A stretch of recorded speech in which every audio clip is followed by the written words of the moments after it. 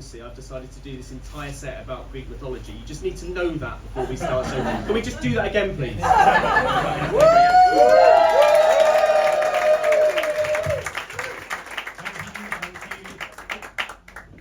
My name's Jody Raynsford, and yes, I know what you're thinking.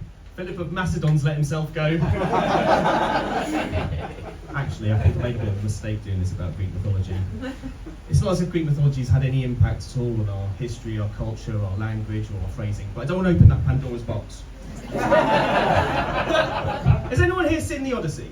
Yeah, it's a great film, isn't it? But it's got a lot of right-wingers upset. They seem to be very, very upset about the fact that their Greek mythology isn't historically accurate.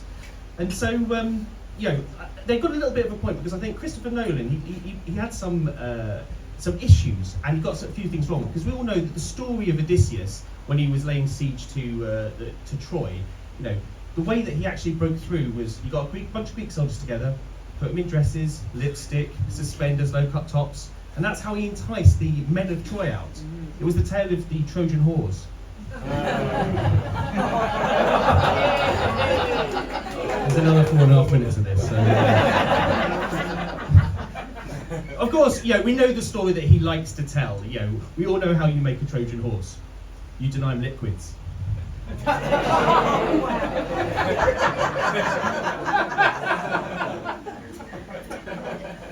Now, I think the Greeks were known as quite wily, quite cunning. Odysseus was known for his cunning, and I think if they executed a war today, they'd do it very differently. There would none of this 10-year siege or anything. I think they'd be a bit more like Iran.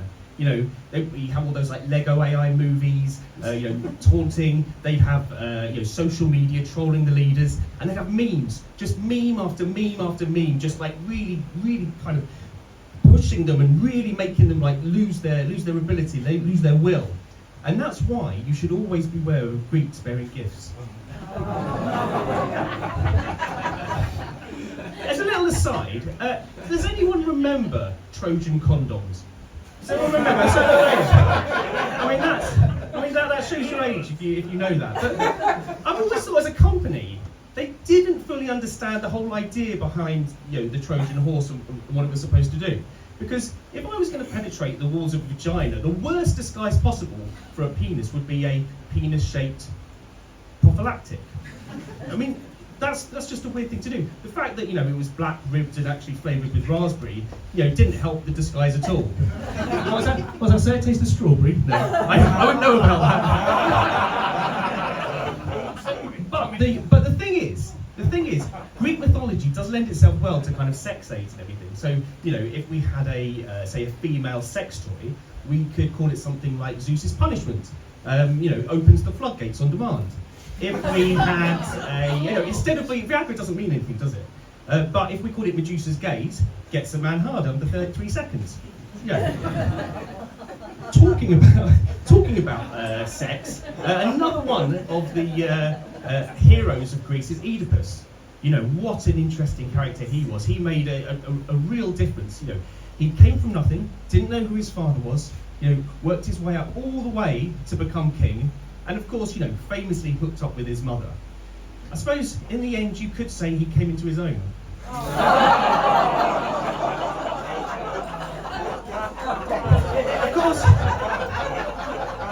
Of course, if it was his stepmom, that would have been very popular with certain Greek mythology pornography sites, Pornhub. Of course, it's not all about heroes and sex. Greece has given us some other really important things, such as mathematics. Everyone knows Pythagoras and his famous theorem, but oh my goodness, he was so controversial in his time. Authorities were against him, students were against him, scholars were against him. None of them could agree that the square of the hypotenuse equals the sum of the two smaller sides squared. It was a rectangle.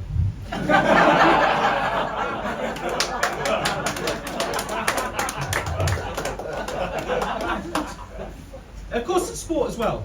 I've been to Olympia. The home of the ancient Olympics, and of course, the great thing about that is that it's a beautiful setting, but also not many people remember that it's actually the site of one of the 7 ancient wonders of the world.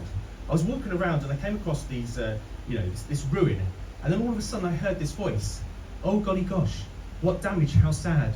They ran through the streets and pillaged so mad. and then something else, and something else. Like the joke was, it's the Temple of Zeus. That's so hard. That's so hard. But Zeus, obviously, a very, very problematic character. He's the god of the gods, but you know, he did some dodgy things. He's kind of like the Russell Brand of gods. You know, iconic hair, likes to spout about like morality and philosophy, but in the end, he's just a bit of a rapey chancer. It doesn't surprise me though. It doesn't surprise me because you know, ancient Greece never had their ego 2 movement.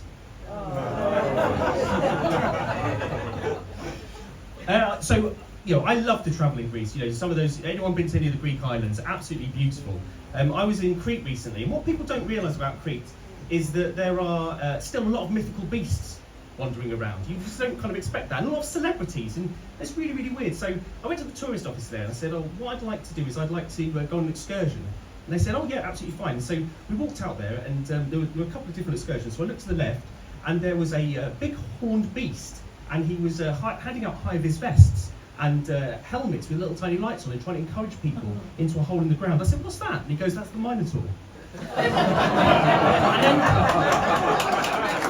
and then I looked over this side, and there was a half man, half horse, sat on the ground in the lotus position, leading a group of people who were, you know, umming and ahhing. I said, "What's that?" And he goes, "That's the centaur."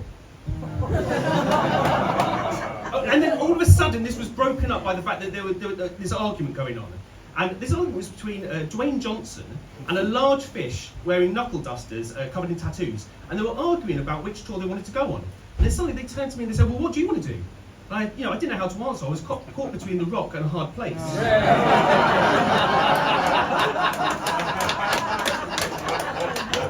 I didn't know what to do. I looked to my right, and there was a hooved man sat on a bench, and I said, "Have you got anything to add?" He goes, "No, I'm just sat here." So I decided to go on the Minotaur in the end, and I went down there. It was absolutely rubbish. It was like a maze down there. I tried to get out and I couldn't. I was wandering around and... Sorry, I lost my thread.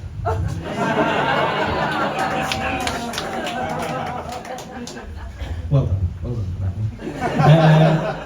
I went back to the tourist office and I was furious. I said, like, those were absolutely rubbish. Have you got anything else? He goes, "Well, actually, for 20 drachma, you can do the Spartan experience." And he showed me into an empty room.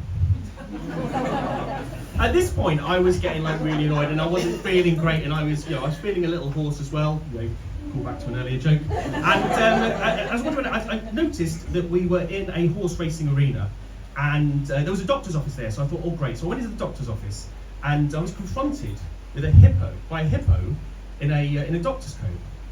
And I know what you're thinking. How do you get a doctor's appointment so quickly? I said to the hippo, I said, "No, like, I really need you to treat me. I really need you to treat me because I've got a really sore throat." And she just wasn't interested at all, like rolling her eyes and everything. I was like, "Surely you have an oath that you have to treat me, and if you don't treat me, then surely that is doing harm." And so she kind of rolls her eyes and then gives me this treatment, and and actually I was really, really happy with it. So in the end, it was hip hip hooray for the hypocritical Hippocratic hippo in the hippodrome. But